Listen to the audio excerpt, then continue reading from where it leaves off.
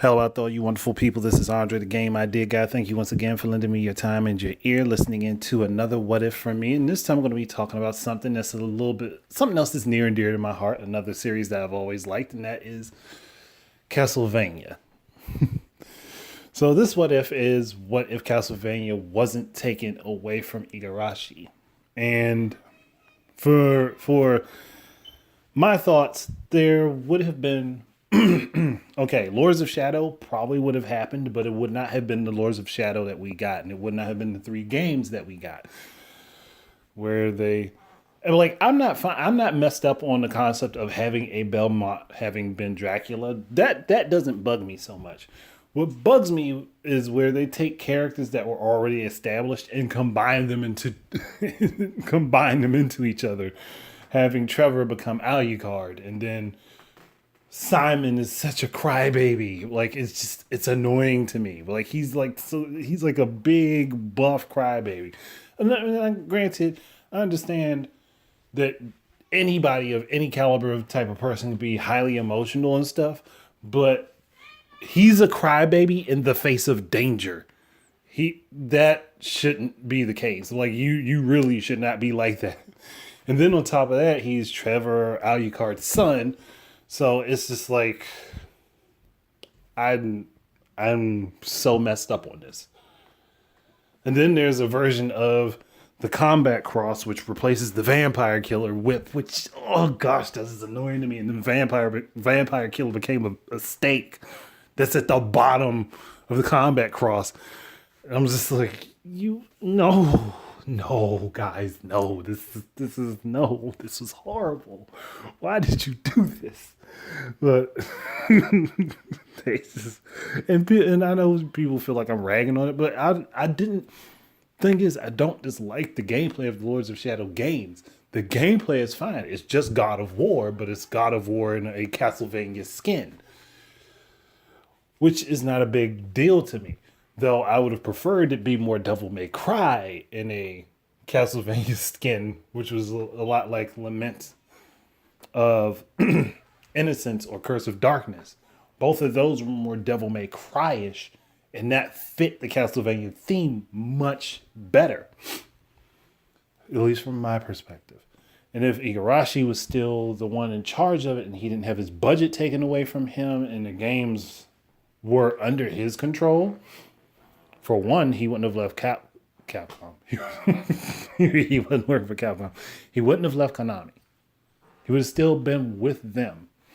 And we would have gotten, again, we would have got two Lords of Shadows games. I feel like that would have happened. We would have got two Lords of Shadow games.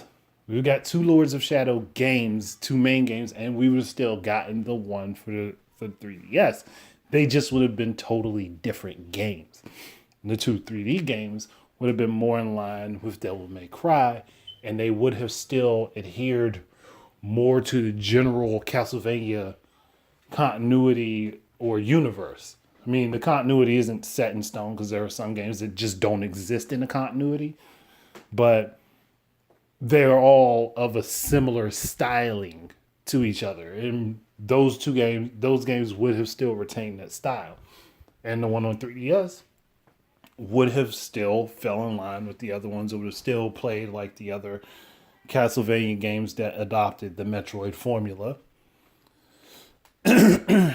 And I feel like the stories would have been better. The characters would have been more thought out. And the games would have just been overall more fun. That's my perspective on it because of the type of work that he's done on them in the past and having played his Castlevania. Like that's why I feel like that. And that's one of the things that makes me feel like Castlevania currently is just dead as a gaming series. I mean, the Netflix show was awesome though, but I mean, that aside, those things being said, Bloodstained would actually be a Castlevania game. And that girl that's in there, whose name I am forgetting currently, who has literally the power of dominance, like Soma Cruz from Castlevania, Aria of Sorrow and Dawn of Sorrow. she would have been a part of the main Castlevania continuity, and Bloodstained would have been a Castlevania game. And I still feel like it would have been the same game, with like the outcome of it still coming out looking the same. It would have just been Castlevania Ritual of the Night instead of Bloodstained Ritual of the Night, or like either way. And I think though that this particular character would have either been an ancestor or a descendant of the character Shinoa from Castlevania Order of Ecclesia, because she kind of has a similar design to her, a similar design aesthetic to her, kind of looks a little bit like her. So I could see those two characters being related, and they're being part of the lore where the lore in the game would explain how they're connected one way or the other. So those are the things that I see as what could have happened. I mean, this what if really wasn't one that was all that big, and it didn't really require a whole heck of a lot of explaining.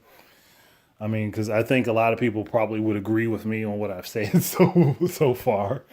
But this was one that was on my mind, and I was thinking about it, and I was just like, "Yeah, screwed the pooch there, Konami," and yeah, y'all let the man that was doing this series really good go. And we probably would have had more Castlevania games. Now I'm thinking about it, we would have had more Castlevania games with all this stuff that got taken out. Like we would have had more Castlevania games, and Konami wouldn't be in such a bad spot. Like I just really think, like, I mean, they were in a crappy spot as it was, but it wouldn't be as bad. But yeah, they kind of chased my boy off, and he decided he was going to do his own thing. So we got a Castlevania successor coming out in the near future. But I mean, yeah, that's really it. I don't have too much more to say. So thank you guys very much for listening. Keep your eyes and ears out for more stuff from me. And until the next time, please enjoy your games and peace out.